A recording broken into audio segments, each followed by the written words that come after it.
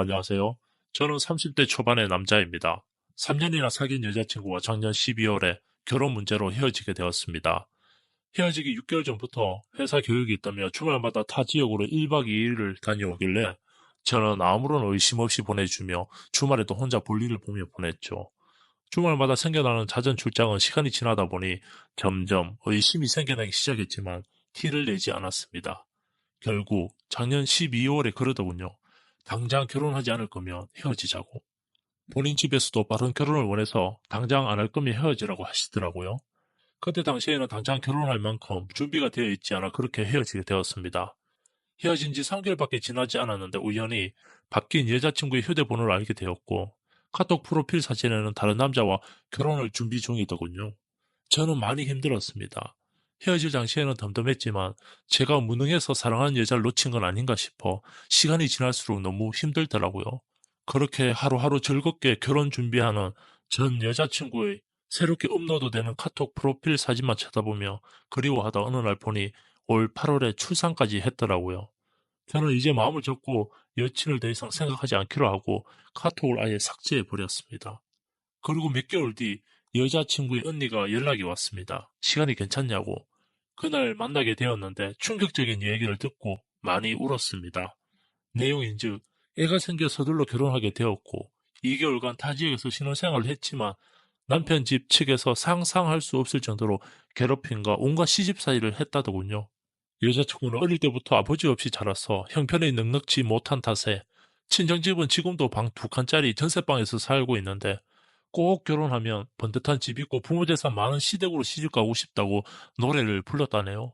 그래서 날 버리고 그놈한테 시집을 간 거였고 이후 시댁에선 돈 보고 결혼했다며 병도 없고 아버지 없이 자라 가정교육도 못 받았다며 여자친구가 하는 집마다 무시만 당하다가 아이까지 낳았는데도 대우가 달라지지 않자 친정에 와서 쭉 지낸다며 남편이란 장자는 마마보이인지 아내 편은 들어주지 않고 아내가 친정에 와 있는데도 명절 때 딸랑 한 번 오고 이제는 연락도 뜸해졌다더군요. 저도 정말 놀랐던 건 출산했는데도 찾아오지도 않고 시댁이 아주 유별나서 태어난 지 3주 된 아기의 머리카락을 채취한 뒤 유전자 검사를 했다더군요. 친정에서는 너무 어이가 없어 그렇게까지 할 필요가 있느냐 했더니 시댁에서는 당연히 확인해야 하는 거라고 했더라고요. 그런데 확인 결과 유전자 불일치가 떴다네요. 그 집 남편 집안에서 소송을 걸며 위자료랑 손해배상 청구를 한다고 하며 현재 여자친구 꼴이 많이 아니랍니다.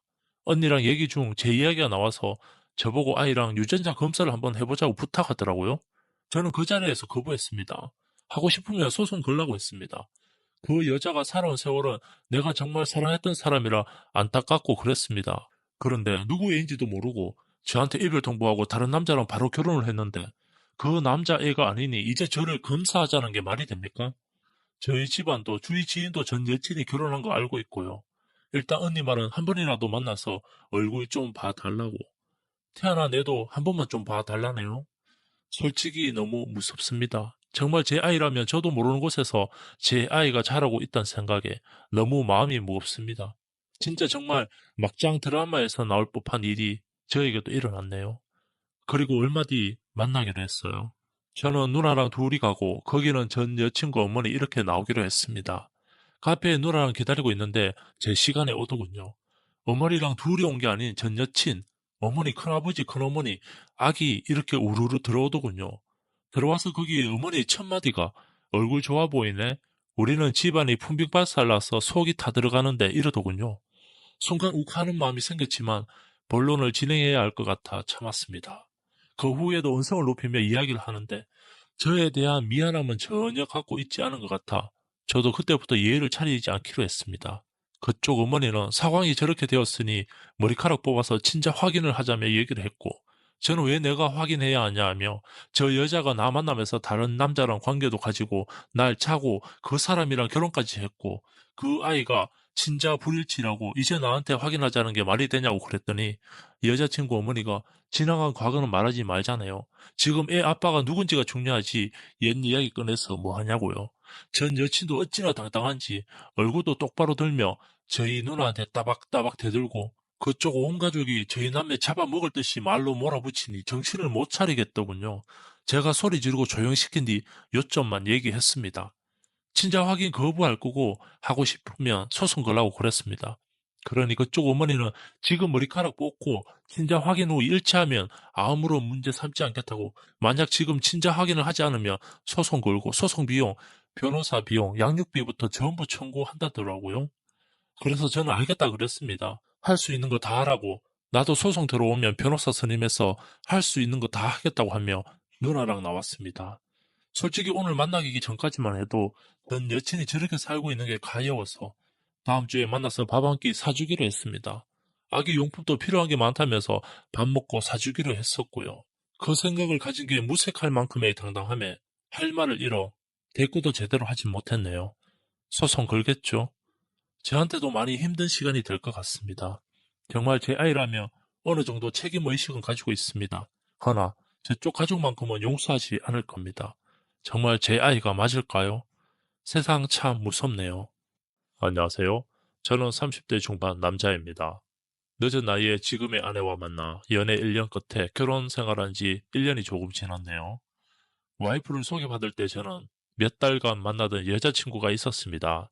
그럼 안 되지만 여자친구가 있음에도 와이프의 사진을 받고 예쁘기도 하고 좋은 조건의 소개팅에 호기심으로 나가게 되었고, 당시 여자친구와 두세 번 더 데이트하면서도 연락하고 있던 와이프에게 마음이 계속 가서 결국 나쁜 놈인 거 알지만 여자친구와는 환승이별을 지금의 아내에게 갈아타게 하였습니다. 두세 번 더 데이트할 때 헤어진 여자친구와의 몇 번의 관계도 있었습니다. 술 때문이란 핑계지만 30대 초반 성인이 만나 사랑하지는 않았지만 서로 호감을 가지고 있던 터라 당연한 줄 알았죠. 저도 잘못한 거 알고 있습니다. 그 당시에는 와이프랑 사귀는 사이도 아니었고 딱 한 번 본 사이라 별 감정이 없어서 죄책감이 없었어요. 지금은 뼈저리게 후회합니다. 연애 당시 여자친구는 이 사실을 몰랐고 저도 짧게 만나던 여자친구였기에 이별과 동시에 바로 잊었고, 이후에는 와이프에게 푹 빠져 진심으로 사랑하게 되었습니다. 1년간 와이프와 행복한 연애를 하였고 결혼까지 하게 된 거죠.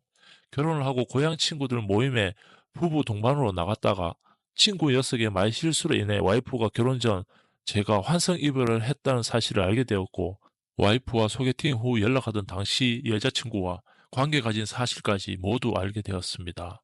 친구 놈의 짓궂은 장난에 아내는 웃으면서 넘어갈 줄 알았는데 불같이 화를 내며 어떻게 여자친구가 있는데 자기를 소개받을 수 있냐고 이혼 이야기까지 나와서 저는 정말 손이 발이 되게 빌고 너무너무 미안하고 죄스럽고 저희 행동에 죄책감을 느끼며 마음 아파하는 와이프에게 너무 미안하고 안쓰러워 더 잘하려고 노력하였습니다.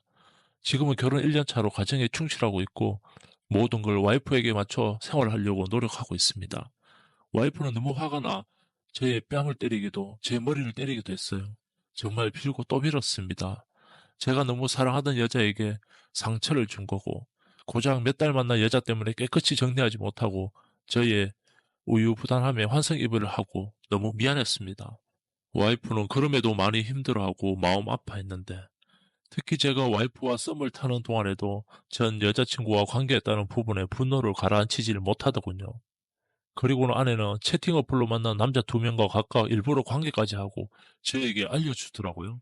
자기야, 나도 2명의 남자를 만났어. 자기가 1명 만났으니까 난 2명은 만나야지 분이 풀릴 것만 같았어. 처음엔 안 믿었습니다. 그런데 아내는 그날의 행적과 톡을 주고받은 내용을 직접 확인시켜 주는데 2명의 남자 만난 건 진짜더라고요. 너무 기가 막혀 말이 안 나오면서도 한편으로는 얼마나 정신적으로 힘들었으면 그런가 싶기도 하고 어떻게 해야 할지 잘 모르겠습니다. 아마도 저에게 너도 이런 기억을 갖고 살아봐라 하는 마음이었나 봐요. 화도 나고 열받고 안쓰럽고 미치겠습니다. 사실 아내는 그동안 정신적으로 많이 힘들었었거든요. 한편 결혼 전 한 번의 실수 때문에 아내는 고의로 2명의 남자를 만나버렸네요. 걔는 여기서 이혼하는 게 맞을까요? 전 아직 와이프를 좋아합니다. 성향이나 취미나 다 잘 맞고 함께 있으면 재밌고요. 제가 처음으로 결혼을 생각한 사람이기도 하고 저는 늘 행복한 가정을 꿈꾸었기에 더군다나 늦은 나이에 한 결혼 생활 포기가 쉽지가 않습니다. 제 와이프가 이렇게 외간 남자 2명을 만나게 한 게 결국 제 탓일까요? 와이프는 저랑 이혼 생각이 없다가 있다가 한 것 같아요. 너무 억울하고 분해서 그렇게 행동한 것 같은데 어느 날은 저한테 미안하다고 했다가 어느 날은 너가 날 이렇게 만들지 않았냐 하며 울분을 토로하기도 합니다. 둘 다 똑같이 잘못한 건지, 이혼을 하는 게 맞는지, 제 두 사람 각자 인생을 위해 이혼이 맞을지, 전 정말 지난 과거 너무 후회하고 바르고 잘 살고 싶습니다. 저도 지금 너무 얼떨떨한데 참 모르겠네요. 아내의 고의적인 외도 사실을 알고부터는 부부관계도 없어졌고, 아내가 또 뭔 짓을 저지르고 다닐지 무섭기까지 합니다. 저는 평범한 직장 생활을 하고 있고 1년 전 아내가 바람이 나서 이혼한 33살 남자입니다. 이혼한 아내는 저보다 3살 적은 32살로 영업하던 시절 일주일에 한 번씩 찾아가던 회사 거래처 여직원이었는데 홍보팀에 근무하고 있다 보니 자연스럽게 나와 마주치는 일이 많아졌고 대화가 잘 통하고 눈이 크고 눈웃음이 아주 예쁜 새끼 있는 모습에 볼 때마다 내 가슴을 설레게 했던 그런 여자입니다. 그때는 만나는 남자마다 눈웃음을 흘리는 해픈 여자인지는 전혀 몰랐죠. 제가 먼저 반해서 조금씩 다가갔고 그녀는 생각보다 쉽게 가까워져 1년 연애 끝에 서둘러 결혼을 했습니다. 그런데 불과 결혼 2년 차부터 아내와의 사이에 안 좋은 일들이 너무 많이 생겨나기 시작해 혼란스럽고 힘들었습니다. 아내는 연애할 때부터 무척이나 밝히는 여자였고 그때까지만 해도 저랑 속궁합도 참 잘 맞는 여자구나 싶었고 최선을 다했죠. 나를 너무 좋아하는 것 같고 나도 충분히 만족시켜주고 있는 관계이구나 싶어 제 기분도 엄청 좋았어요. 연애 때부터 같이 살다시피 하며 시간을 보냈는데 연애 1년 만에 갑작스럽게 계획에도 없던 아내가 임신을 하게 되었고 당시 아내가 폭탄 발언을 했습니다. 아이를 절대 낳지 못하겠다고 하는 거예요. 결혼하고 싶지만 아이는 계획에도 없었고 또 가장 큰 이유가 자기 몸매가 망가진다는 이유였죠. 저로서는 정말 황당했습니다. 어이없는 이유에 좀 당황스럽기도 했지만 거의 무릎 꿇고 빌다시피 해서 어렵게 설득 후 결혼까지 무사히 하게 되었죠. 아이를 가진 후 아내는 육아휴직을 하며 집에서만 생활하였고 출산 이후 제가 걱정했던 것보다 아내는 한동안 아이를 이뻐해주고 잘 키워줬습니다. 하지만 1년 뒤 아내는 회사에 복직하게 되었고 점점 아이와 저에게 소홀해져 갔습니다. 자주 술을 마시고 돌아다니며 갈수록 귀가 시간이 늦어지기 시작했고 점차 아이를 돌보는 것과 집안일에도 신경을 쓰지 않게 되었습니다. 처녀 시절보다 화장도 더 진하게 하고 다니고 옷도 맨살이 너무 많이 드러나 지나칠 정도의 옷들만 입고 심지어 성형외과에도 수십 번 드나들면서 시술을 받았습니다. 그런 와중에 새벽마다 자기 몸 관리한다면서 헬스장은 빠지지 않고 다니더군요. 2년 동안 아이 때문에 고생했으니 아내가 잠시 일탈을 하는 것이라고 생각하고 최대한 아내를 이해하려고 노력했습니다. 하지만 아내의 방황은 그칠 줄을 몰랐고 오히려 점점 더 심해져 갔습니다. 술 먹고 밤 12시가 넘어서 귀가하는 시간이 점점 늘어나기 시작했고 외박도 하기 시작했습니다. 그때부터 의심을 하기 시작했습니다. 한 번은 불만을 토해냈더니 오히려 화를 내더군요. 말해봐야 싸움만 될 것 같아 조금 더 참아보기로 했습니다. 그날 또 와이프는 늦은 시간에 들어왔고 새벽에 잠시 일어나 간만에 아내랑 몸 한번 풀어볼까 싶어 바쁜 움직임을 가져가고 있었는데 아내의 몸에 이상한 자국이 있더라고요. 분명 관계에서 생긴 마크처럼 보였습니다. 저는 온갖 생각이 들면서 화가 나서 도저히 잠이 오질 않더군요. 그동안 술 먹고 늦게 들어온 게 남자 때문이라는 생각이 들기 시작했어요. 그제서야 큰일 났다 싶었죠. 결국 날이 새도록 한숨도 못 자고 그녀가 도대체 무슨 짓을 하고 다니는지 확인해 보기로 했습니다. 틈틈이 아내의 동선을 체크해보고 며칠 휴가를 내서 몰래 따라다니기도 했습니다. 알고 보니 아내는 아침 운동 나가는 헬스장의 담당 트레이너와 바람이 난 것이었습니다. 그것도 10살이나 어린 20대 중반의 젊은 놈이었습니다. 멀리서 몇 번 봤지만 키도 크고 얼굴도 잘생기고 몸은 또 얼마나 좋은지 아내는 그 남자를 쳐다볼 때마다 눈에서 꿀이 뚝뚝 떨어지더군요. 더 심각한 것은 젊은 놈이 혼자 사는 원룸에 수시로 드나들면서 관계를 가진다는 것이었습니다. 나중에 알고 보니 그 원룸 월세 40만 원을 나 몰래 만든 아내 통장에서 자동이체 시켜 대신 내주고 있었더라고요. 또 아내의 모든 카드 결제 내역을 확인해 봤더니 정말 한숨밖에 안 나오더군요. 한 달 동안 쓰고 다닌 카드값만 자신의 월급보다도 많은 300만 원 가까이 쓰고 다녔습니다. 아내가 타고 다니는 차에 블랙박스까지 확인해 보니 그건 더 과간이더군요. 차에서도 얼마나 하고 다녔는지 서로 오가는 말이 우리 남편보다 10배는 더 잘하는 것 같다면서 소리 지르는데 그걸 보는 순간 전 제정신이 아니었습니다. 만약 자기 이혼하며 같이 살자는 말을 반복하더군요. 그 영상 보고 열받아 한번 따져보려고 아내를 기다리고 있는데 집에 들어올 생각을 안 하더군요. 분명 그 남자 집에서 도저히 참지 못하고 원룸으로 찾아갔습니다. 그 남자는 무척이나 당황한 눈치였고 아내는 날 보자마자 첫 마디가 "여기 왜 왔어?" 였습니다.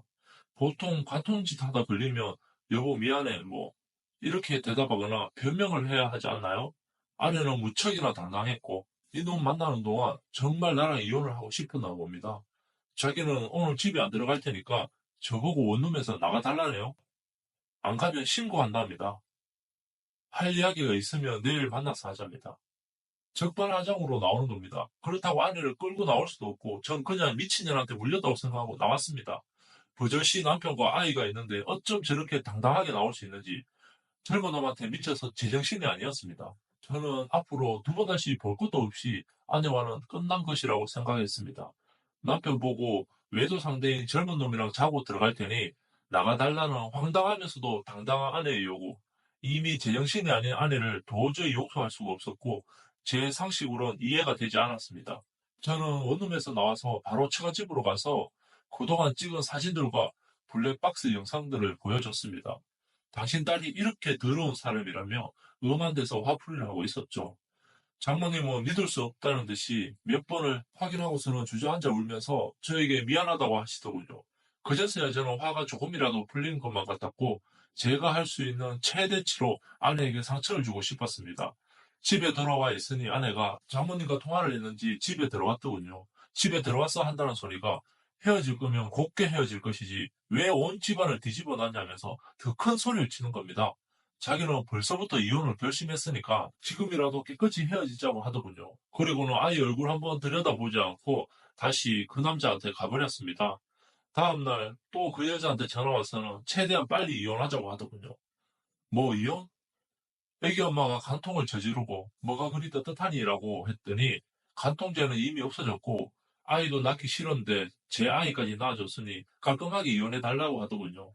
대신 저 아이는 평생 안 봐도 된다면서 아이에 대한 모든 권한도 포기할 테니 다른 이혼을 요구했습니다. 참 뻔뻔하고 손톱만큼의 인정도 없이 말하더군요. 갑자기 든 생각이 저런 엄마를 둔 제 아들이 불쌍해 보였습니다. 더 이상은 이 여자와 알고 지내봐야 저 아이에게 상처만 될 것 같다는 생각에 이혼을 하고 모든 걸 정리한 후 현재 본가에 들어와서 살고 있습니다. 이혼 준비하면서 아내에 대해 이리저리 더 많은 걸 알게 되었는데요. 만난 지 5개월밖에 안 된 젊은 놈한테 카드 대출까지 해가며 외제차를 선물해 줬더군요. 그녀가 저와 헤어지는 이유는 딱 하나였습니다. 싱싱하고 체력 좋은 젊은 놈이 좋답니다. 그래서 저도 한마디 했죠. 과연 그 젊은 놈이 당신처럼 늙어 빠진 나이 많은 여자가 과연 언제까지 좋다고 해줄까?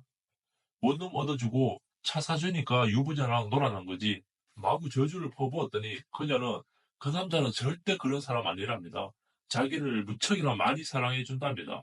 저는 한마디 하고 전화를 끊어버렸습니다.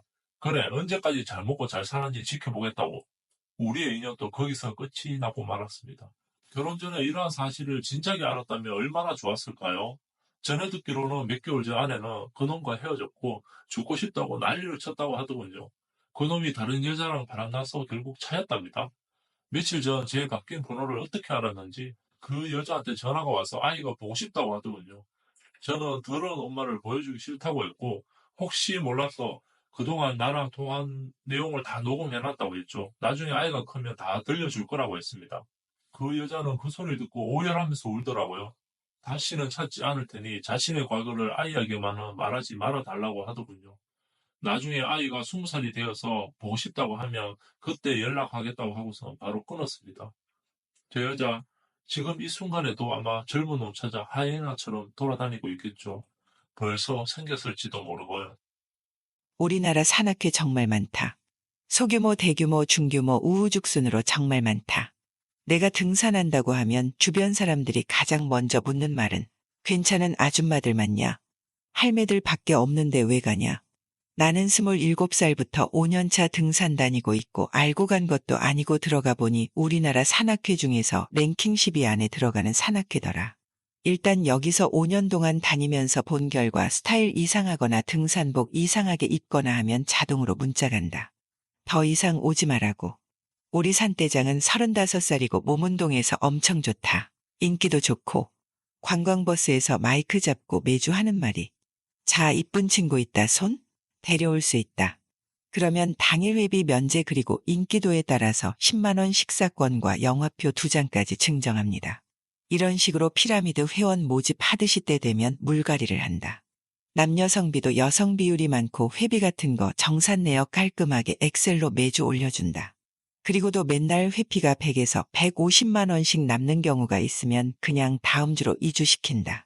보통 버스 5대 대절하고 많을 때는 7대 대절해서 전국으로 다니고 이혼녀 불륜 미시 별의별 사람들 다 온다.